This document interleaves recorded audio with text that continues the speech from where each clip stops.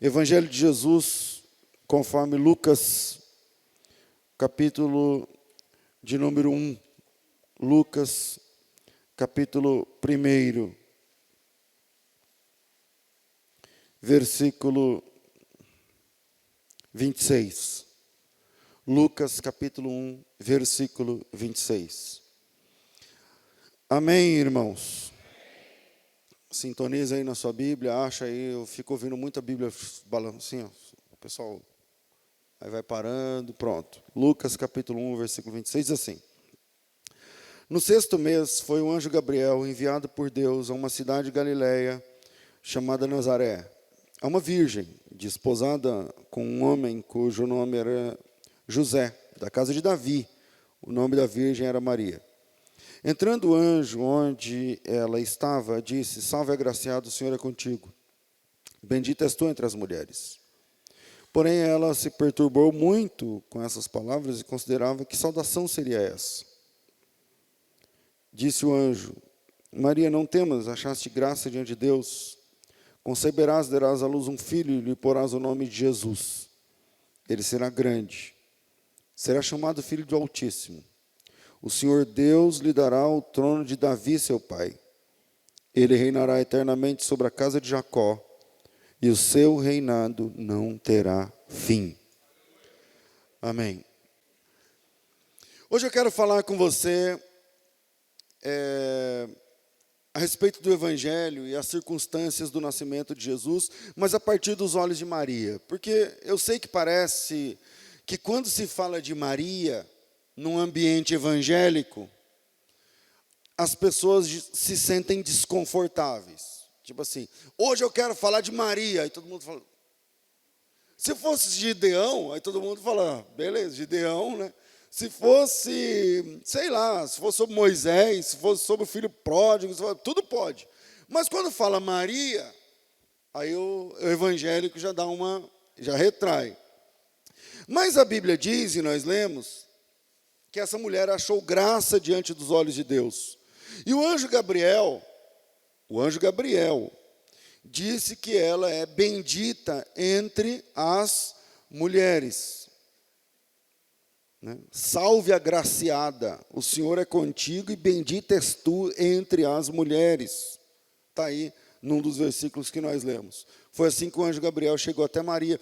E se você está pensando já, a razão pela qual o Gabriel tê-la cumprimentado assim, fique sabendo que a Maria também ficou com essa dúvida.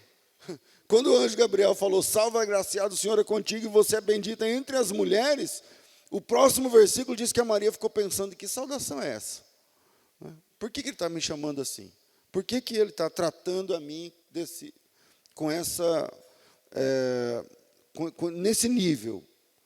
O ambiente era patriarcal, para não dizer machista, e aí vem o anjo Gabriel falando desse jeito.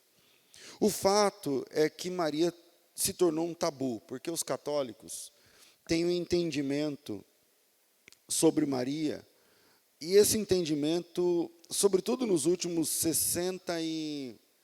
de 1950 para cá, dá 60 e quantos anos? 68 para 69 anos. Sobretudo nos últimos 68 para 69 anos, porque o catolicismo romano ensina como dogma que a Maria, tendo completado o curso da vida terrestre, foi assumpta,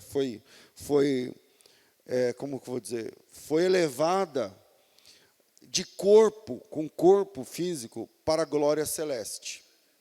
Esse dogma, essa doutrina, ela foi defendida dogmaticamente pelo Papa Pio XII, em novembro, dia 1º de novembro de 1950, na Constituição Apostólica, chamado Munificentíssimos Deus. Nesse documento, dentro do exercício da infalibilidade do Papa, que é um dogma católico, ele disse que a Maria foi assunta aos céus. Bom, para quem não manja muito do assunto, acha que a ideia do católico sempre foi que Maria foi para o céu. Mas isso é uma doutrina extremamente jovem. É de 1950. Quer dizer que antes de 1950, não se tinha esse dogma. Tinha o dogma da Virgem Maria, da Imaculada Conceição, e são dogmas mais antigos, que é a ideia de que a Maria é uma mulher perfeita, sem pecado. Essa é uma ideia mais antiga, né? Mas isso é um problema, porque para Maria ser perfeita e sem pecado, tem um problema, porque ela é filha de um pai e de uma mãe que são pecadores. Então, o catolicismo defende um negócio chamado Imaculada Conceição, que, na minha opinião, só joga o problema para a geração anterior, porque a Maria nasceu sem pecados. Mas, para Maria nascer sem pecados, os pais dela também tinham que ser sem pecado. Então, joga o problema para a geração dos pais. Mas, para os pais nascerem sem pecado, os pais deles também têm que ter nascido sem pecado. E joga o problema para uma geração antes. Mas, para eles... E aí, esse negócio, para mim, não tem fim. Então, mas a doutrina mesmo da ascensão de Maria, dela subir em corpo para o céu, essa é uma doutrina jovem. Ela tem 60 e poucos anos, levando em conta os 2000 anos de cristianismo. E, por isso, Maria é um ponto de divergência ferrenha entre católicos e protestantes. O católico se sente mal, porque o protestante defende que Maria foi só uma mulher, como qualquer outra mulher, porém consagrada a Deus. Essa é a visão do protestante, não é verdade? Mas o católico se sente mal. E o protestante se sente mal porque o católico defende que Maria é divina, e quando eu falo divina, com ares de divindade, alvo de orações. Por exemplo, tem uma doutrina técnica católica, que é a questão da dulia, da hiperdulia e da latreia, que são palavras do latim, que é a ideia de que a Jesus, a palavra do latim é dulia ou hiperdulia, você pode louvar e tal, mas, ou melhor, para Jesus a palavra é dulia, para Maria é hiperdulia, quer dizer, Maria é acima de Cristo, na verdade, porque ela é mãe de Jesus, então tem a reza, a Ave Maria e tal, enfim.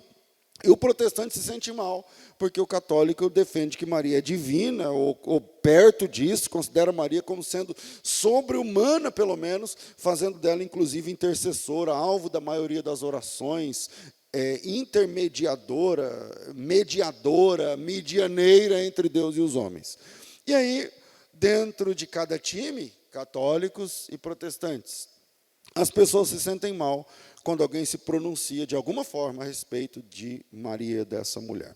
Quando um pastor diz que Maria era uma mulher agraciada, isso não desce bem para o auditório.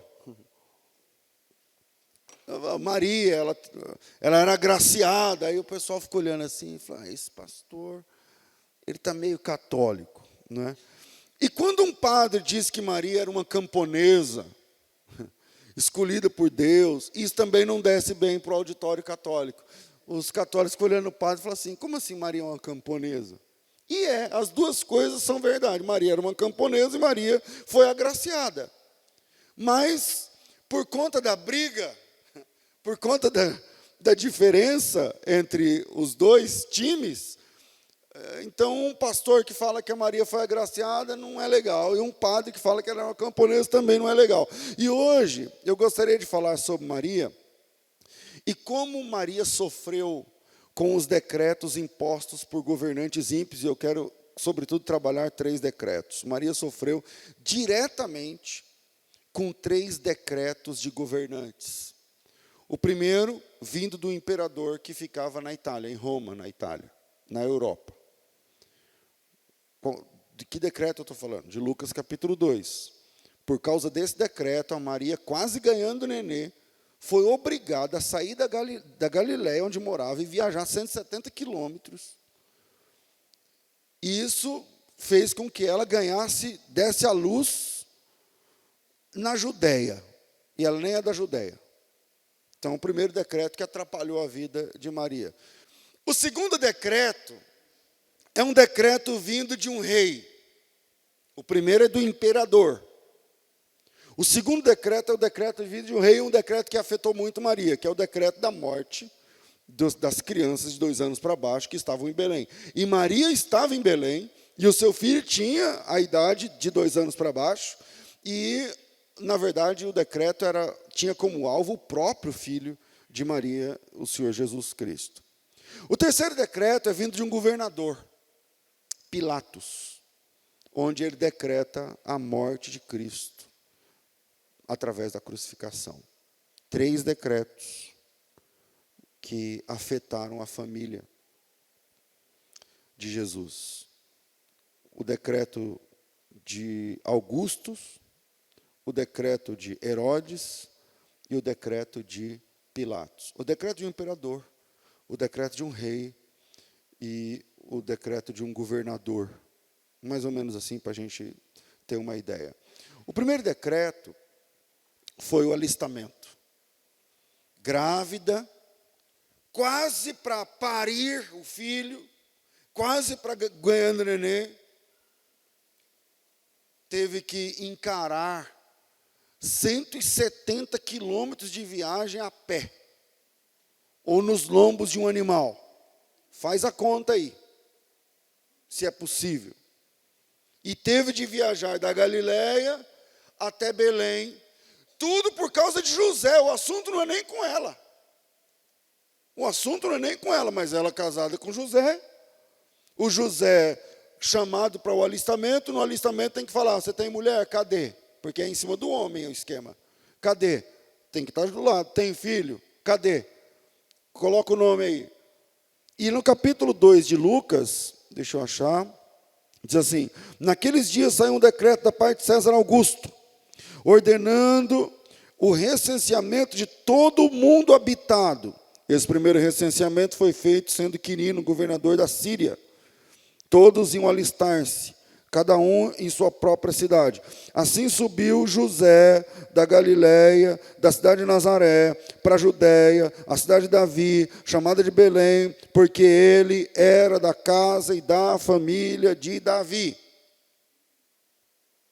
Ela era esposa de um belemita, teve de ir a Belém para se apresentar, teve de viajar só para ser contada. Só para apresentar, cadê a sua mulher? Está aqui. Mas ela estava de 9 meses. Só para obedecer um decreto. Agora você imagina a dor. Imagina o desconforto. Porque lendo o texto, a gente está longe do texto culturalmente. A gente, lendo o texto, a gente não tem ideia do que é viajar 170 quilômetros, uma viagem que na época durava uma semana, mais ou menos, tá certo? Para entender que ela, quando a gente entende isso, que a viagem dura uma semana, que é uma viagem desconfortável, que é uma viagem dura, que é uma viagem que atravessa o deserto da Judéia, por exemplo, e vai descendo, e montanha, e vale, e tudo isso, aí a gente vai entender por que quando Maria chega lá, ela já está tendo contrações. Porque quando Maria chega em Belém, ela já chega ganhando neném, dando à luz. Ali nasceu Jesus. Vem comigo. Longe de casa. Ali nasceu Jesus. Longe da família, que ajuda. Uma mulher ganha neném, a mãe dela ajuda, a irmã ajuda, a amiga ajuda. Não tinha amigo. Não tinha parente. Não tinha mãe. Não tinha vizinho. Não tinha cunhada. Não tinha nada. Longe da família, longe do enxoval, porque ela está de 9 meses, ela comprou, tem algumas coisinhas, né? A fralda, ou eu não sei como é que chama aqueles macacãozinhos, aqueles, tem eles, mas cadê? Está lá na Galileia. Longe das vizinhas que podiam cuidar, fazer um chá, uma canja. Na minha época, quando a mulher ganhava neném, tinha que tomar canja. Eu nunca entendi exatamente por quê, porque canja é ruim pra caramba. Mas tinha que tomar canja. Longe de tudo. Sozinhos.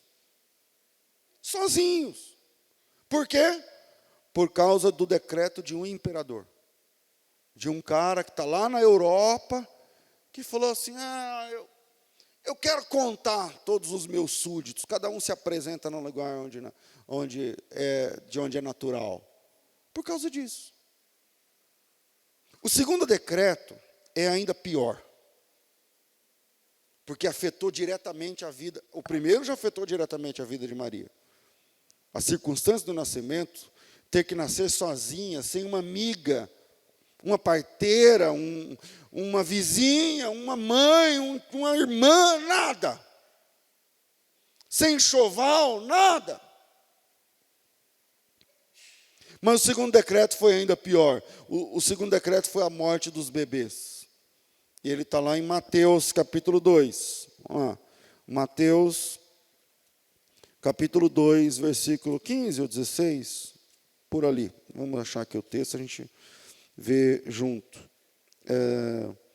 16. Então Herodes, vendo-se iludido pelos magos, irritou-se muito e mandou matar todos os meninos de Belém e de todos os arredores, as cidades em volta, de 2 anos para baixo, segundo o tempo que diligentemente inquirira dos magos. Maria teve seu filho ali, longe de tudo. Presta atenção numa coisa que não pode passar despercebida da gente que ama Jesus. Jesus Cristo veio ao mundo como forasteiro. Ele não nasceu na sua casa. Ele não nasceu perto da sua família, das tias, dos avós. Não.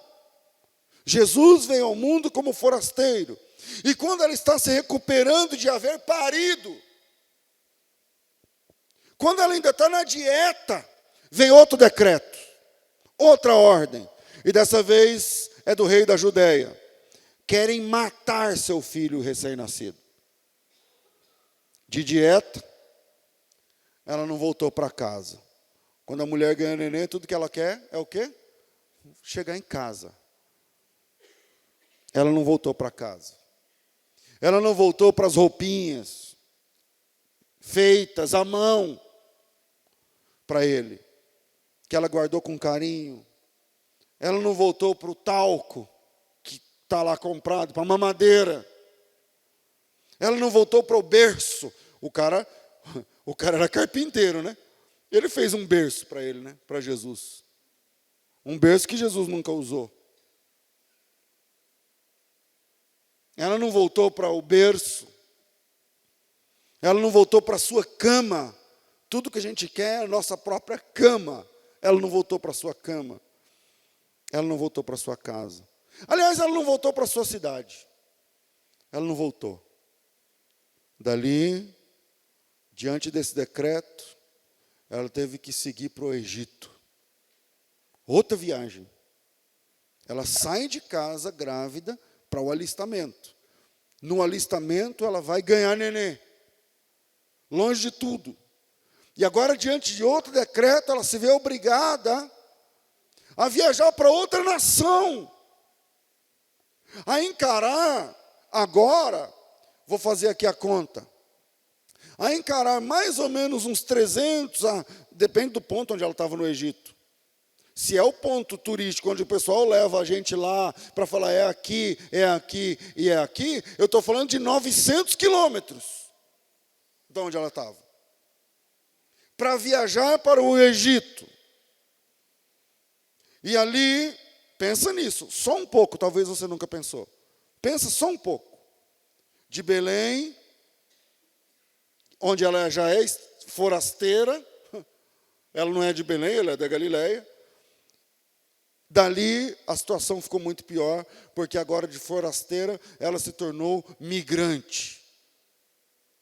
Agora a gente está tendo aí a situação dos migrantes que estão vindo da Venezuela. Ontem um pastor me falava que tem uma convenção de pastores lá na Venezuela pedindo oração porque o Nicolás Maduro está dando boicote de energia para que ninguém assista TV. E aí todo mundo está, mães, filhos, atravessando fronteira do Brasil ou da Colômbia, e sem ter nem beira. Deixando casa para trás, deixando terreno, sítio, deixando tudo, porque não tem o que comer, não tem o que fazer. Não tem água, não tem banho, não tem comida, não tem nada. E aí eles chegam aqui e falam assim, agora, vou dormir aonde? Eu me lembro de duas famílias que nós ajudamos, nossa igreja aqui, que foram encontrados vindos do Paquistão, dormindo na praça. Os caras eram pastores, líderes de igreja grande, a gente viu as fotos, vocês lembram? Igrejas que foram destruídas, onde houveram mortes, parece que 4 pessoas foram assassinadas naquele dia. Tocaram fogo na igreja, um pastor veio machucado, e aí eles conseguiram conseguiram achar asilo no Brasil, o Brasil recebeu, sem visto, e eles desceram aqui e não tinham para onde ir, dormindo na praça, fedendo, sem tomar banho. Eu digo, não, venha cá, vamos ver. Hoje, graças a Deus, conseguimos trazer a família inteira, custou quase 100 mil reais. Para trazer as 2 famílias, 70 e tantos mil, fora roupa, casa, aluguel, tanta coisa que enquanto eu não trouxe todo mundo, eu não sosseguei. Vocês lembram, alguns de vocês ajudaram. Alguns de vocês ajudaram. Uma das primeiras casas que eles foram aqui foi na casa do Alexandre. Foi na sua, não foi? Foi. Ele falou, não, pastor, vamos fazer não sei se agora se foi um almoço, uma janta para eles. Eles falaram, a gente nunca comeu isso. Que ele fez um churrasco, não sei o quê. Feijão, eles nunca tinham comido feijão. Falou, a gente nunca comeu isso. E eles não sabiam falar português, não sabiam falar nem inglês direito. Um sabia falar que era professor de inglês, o outro nem tanto. Migrantes. Agora você para e pensa que Maria e José viveram isso. Por causa do decreto de um rei, eles tiveram de se mudar para outra nação, e lá eles são migrantes.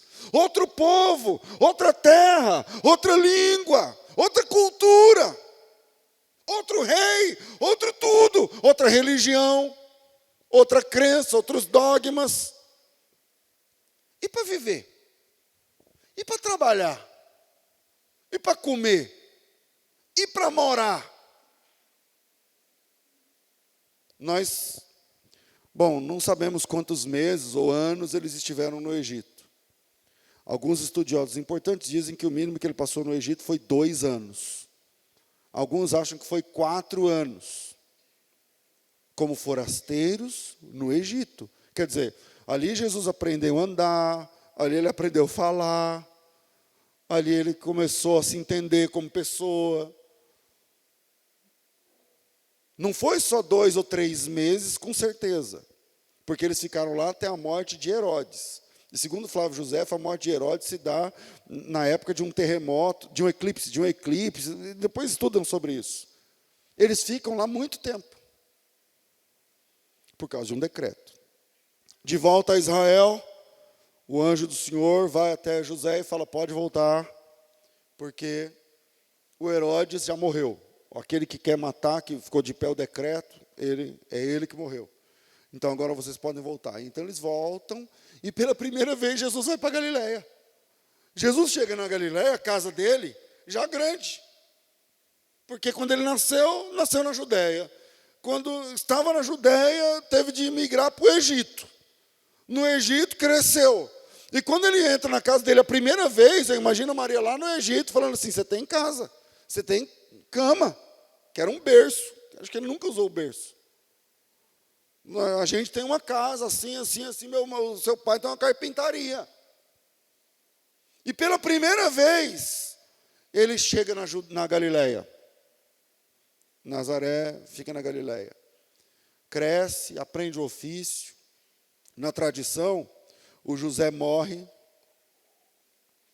antes de Jesus completar 30 anos. E com a morte de José, Jesus assume a casa. E ao assumir a casa, ele prefere morar em Cafarnaum. Eles moram em Cafarnaum. Tem lá o sítio arqueológico da casa onde foi. E aí eles se mudam para Cafarnaum e ali se inicia o ministério de Jesus, o ministério terreno de Jesus, que dura 3 anos e meio. E 3 anos e meio depois, vem o último e mais difícil decreto que essa mãe tem de enfrentar. Ela já enfrentou um que a tirou de casa com 9 meses de gravidez. Depois ela enfrentou outro que arrancou da sua nação durante anos. E agora ela vai enfrentar mais um decreto. E esse decreto foi a crucificação. Mateus capítulo 27, versículo 26. por política, por N motivos, que não vou pormenorizar aqui, que não é a ideia. 27, 31, depois de o haverem escarnecido, tiraram-lhe o manto, vestiram suas vestes e o levaram para ser crucificado. O versículo 26, lá atrás, diz assim: então ele soltou Barrabás e, tendo mandado açoitar a Jesus, o entregou para ser crucificado. Quem está fazendo isso é o governador da Judéia agora, é o Pilatos. Veja que interessante, porque no primeiro decreto, Deus cuidou, ele nasceu. No segundo decreto, Deus mandou que eles se refugiassem no Egito, eles estão ali refugiados. Se você... eu sou contra abrir os portões para os refugiados, porque tem e tal, mas Jesus foi um refugiado. Jesus Cristo foi um migrante e um refugiado. Então, depois de serem estrangeiros, peregrinos, migrantes, refugiados, e Deus os livrou de todas essas situações, dessa vez Deus não livra Jesus. Ele livrou Jesus do imperador Augusto. Ele livrou Jesus do rei Herodes o Grande. Mas não livrou Jesus do decreto da crucificação vindo do Pilatos. Ele teve de morrer. E diante dessa introdução de, não sei, de 1 hora, quase, de meia hora, eu vou deixar 3 pontos, mas os 3 pontos serão rápidos, porque vocês já entenderam bem a introdução. Primeiro, só é possível vencer os decretos do imperador desse mundo, ou do império desse mundo, se Jesus estiver dentro de você. Só é possível vencer os decretos do império desse mundo se Jesus estiver dentro de você. Não apenas na sua cabeça como uma doutrina. Quando Maria enfrenta o decreto do imperador do recenseamento, Jesus está dentro dela, no útero. Então, eu estou parafraseando, e quem é espiritual já entendeu. A gente só consegue vencer o mundo e os seus decretos se Jesus estiver dentro da gente. Não somente na cabeça como uma regra, uma doutrina. Não apenas na mente como uma história que foi memorizada. Não apenas na sua fé.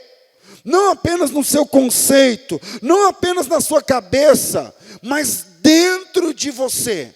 Se Jesus não estiver dentro de você, você vai sucumbir diante dos decretos, das regras, das leis, das tentações do mundo.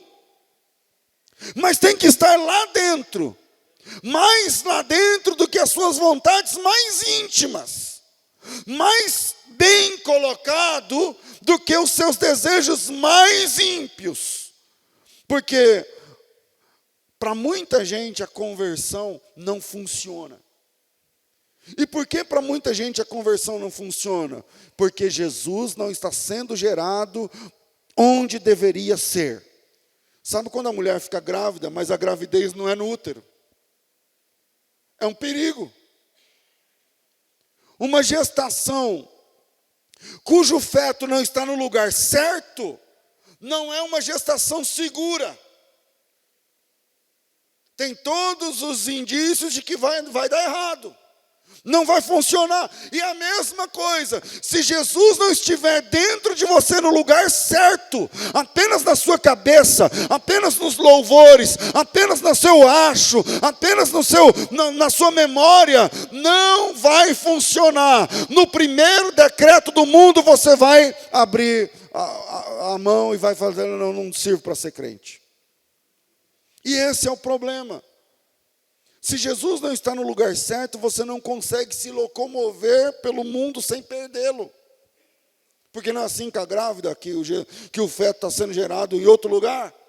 Você não pode levantar, você não pode andar, você não pode pular, você não pode passar nervoso, você não pode passar desejo, raiva, nada. E tem muito crente assim, que não pode andar.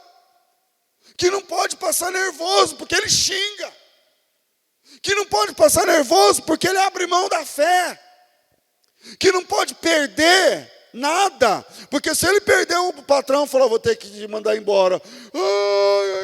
Então para mim já não serve mais. Deus é um Deus que está sendo gerado em outro lugar, é um Jesus que está sendo gerado na cabeça, mas não no ventre, não lá dentro, não na parte mais íntima. Se você não pode passar nervoso, se você não pode andar, se você não pode correr, se você não pode levar um susto, se você não pode fazer nada, é porque Jesus Cristo não está sendo gerado no lugar certo. Porque se Jesus está sendo gerado no lugar certo, você pode perder a sua família inteira como Jó, mas você vai dizer no final, louvado seja Deus por tudo que Ele me deu e por tudo que Ele tirou.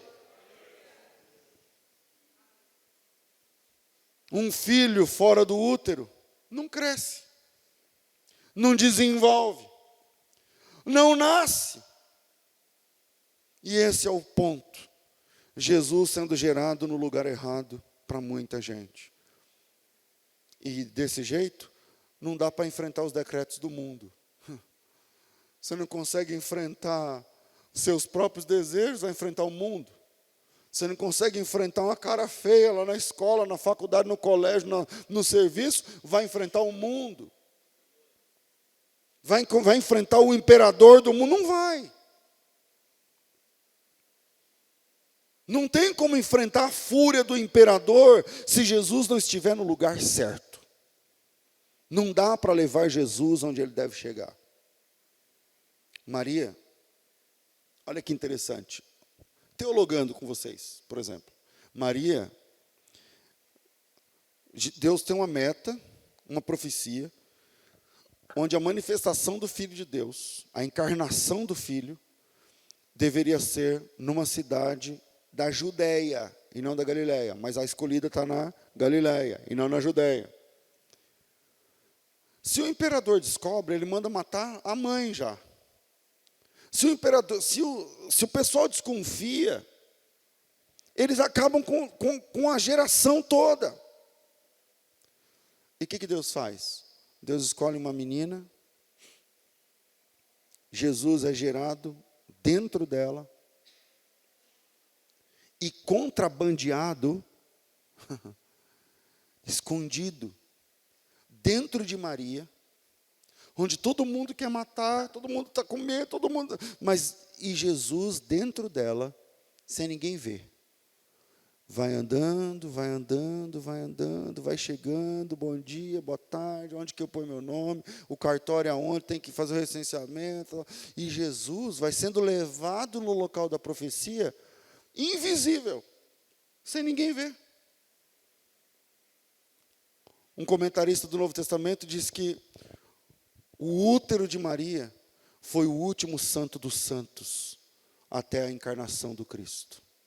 Foi o último local onde recebeu o último receptáculo que recebeu a presença do Deus Todo-Poderoso antes da encarnação. E ninguém sabia. E ninguém sabia. Então, primeiro, de 3, só é possível vencer os decretos do império do mundo se Jesus estiver dentro de você. O crente, os estudiosos falam que o crente tem 3 inimigos: o mundo, a carne e o diabo. Ou o que você passa de tentação vem do diabo, ou da carne, ou do mundo. A carne é você mesmo, é o que você, os seus desejos. O diabo é um ser pessoal. E o mundo é o sistema de coisas onde nós estamos inseridos. Ou vem de um desses 3 lados. E seja de qual lado venha, só é possível vencer se Jesus estiver sendo gerado dentro de você do jeito certo. Do jeito certo. Amém, irmãos? Segundo, você precisa entender que o mundo quer arrancar Jesus de você a qualquer custo. Você precisa entender que o mundo quer arrancar Jesus de você a qualquer custo. Entenda que a questão, pastor, eu estou fraco porque eu gosto de ouvir música, funk, ou sei lá, eu gosto de tatuagem. Não, vamos lá. A questão não é música. A questão não é tatuagem, a questão não é funk, a questão não é namoro, a questão não é homossexualismo, a questão não é o seu trabalho, a questão não é a sua falta de tempo, a questão não é a escola, não. A questão é o decreto de um rei ímpio que quer matar Jesus. Isso tem que ficar bem claro. O seu Jesus. O mundo quer matar o seu Jesus. O dominador do mundo, o príncipe desse século, conforme a Bíblia aponta, ele quer acabar com o seu Jesus. E como reagir diante dessa informação? Imagina Maria. Como reagir ao saber que o rei odeia o meu Jesus, que acabei de parir? Como eu reajo diante da informação? Eu acho que não tem amor mais puro do que o amor de uma mãe. É ou não é? E essa mãe, ela descobre que o rei quer matar seu filho. Como eu reajo? A mãe vira uma leoa para defender a sua cria. Sim ou não? O que a Maria fez ao saber disso?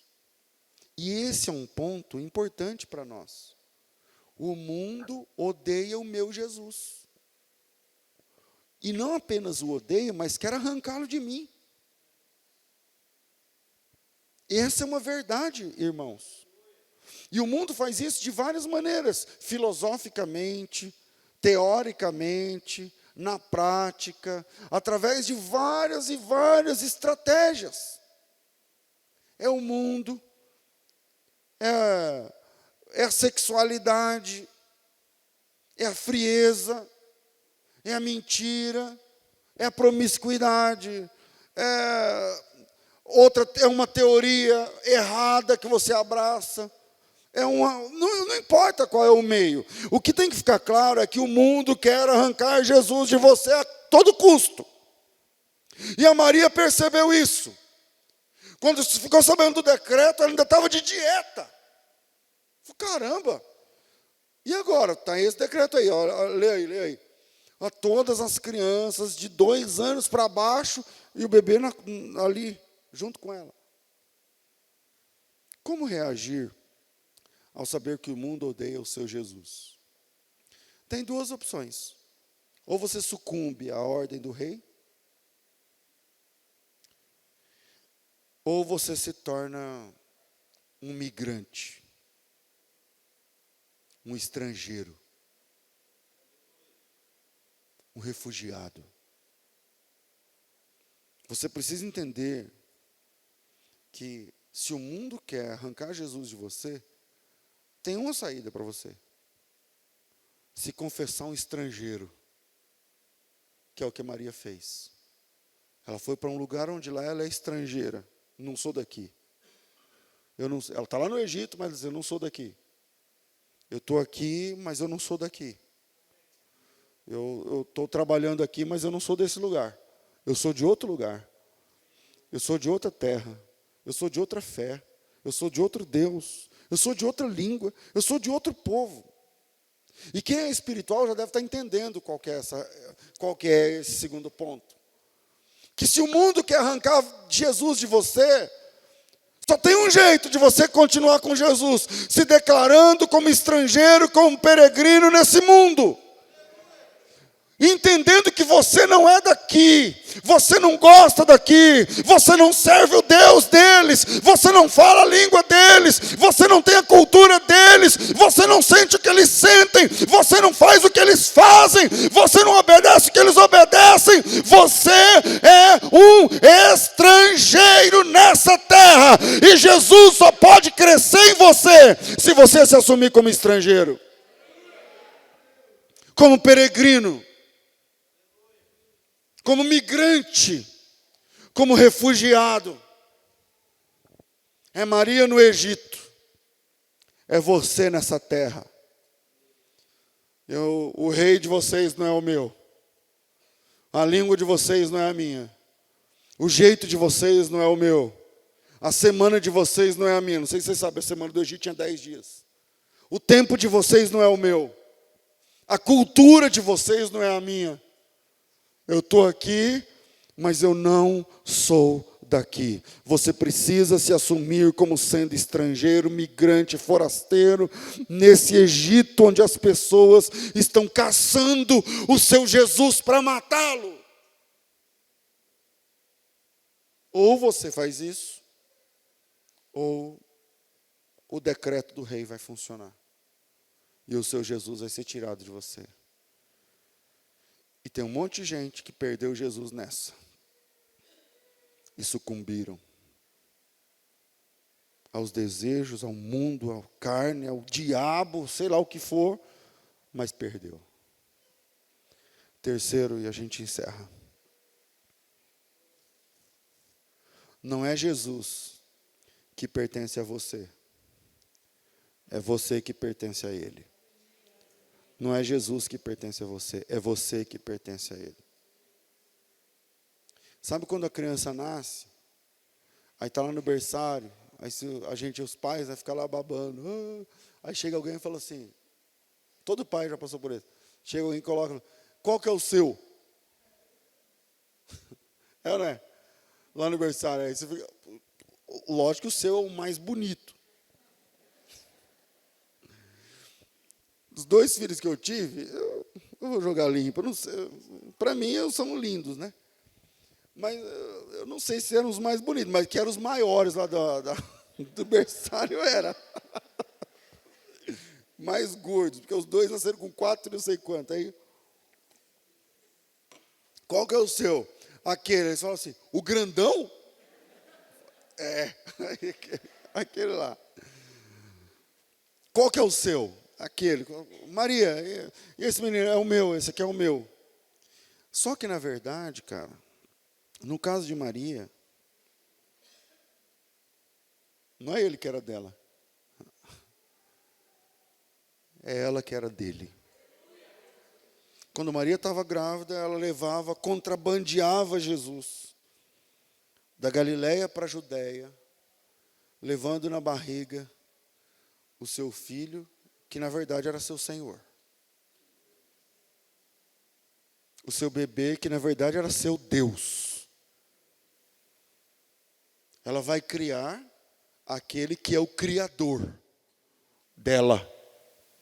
Faz essa conta. Como é que dá o peito para ele? Como é que limpa ele do cocô? Porque a Maria fez isso. Para a mãe, o filho é tão indefeso, é tão dela. E a Maria entendeu isso. Mas no último decreto, sabendo ela que Jesus tinha poder para se livrar, sabendo ela que Jesus se entregou porque quis, não eram os pregos que o pregavam na cruz, era a vontade dele. Ele quis se entregar. Não eram as algemas que o prendiam, era a vontade dele, ele quis se entregar. Não eram os soldados que o conduziam, era ele, a vontade dele, ele quis se entregar. E Maria era uma das únicas pessoas que sabiam disso.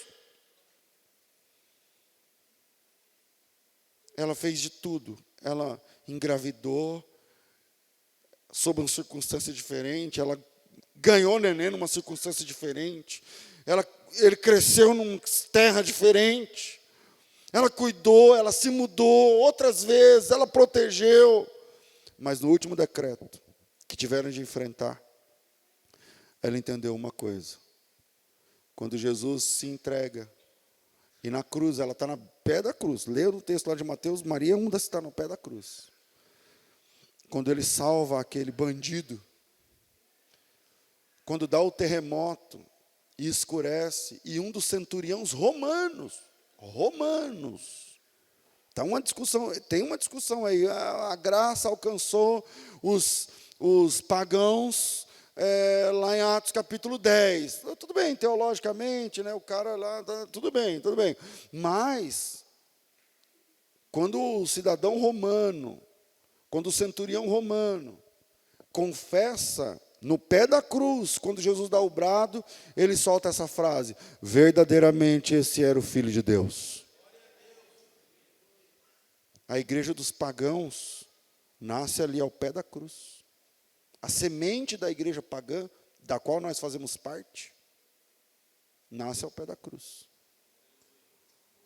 E Maria vendo aquilo, um pagão confessando, um ladrão se salvando, sendo salvo, ela entendeu uma coisa: ele não é meu, eu que sou dele, eu que pertenço a ele. É uma coisa muito maior. Na nossa teologia brasileira, tem uma... Não, porque o meu Deus é um Deus isso, o meu Deus é um Deus daquilo. Querido, seu Deus é um Deus... Parece que tem vários deuses e o seu é desse jeito. Não. Só existe um Deus. Só existe um Jesus Cristo. E esse não é o seu. É você que pertence a Ele. Que Deus abençoe vocês em nome de Jesus.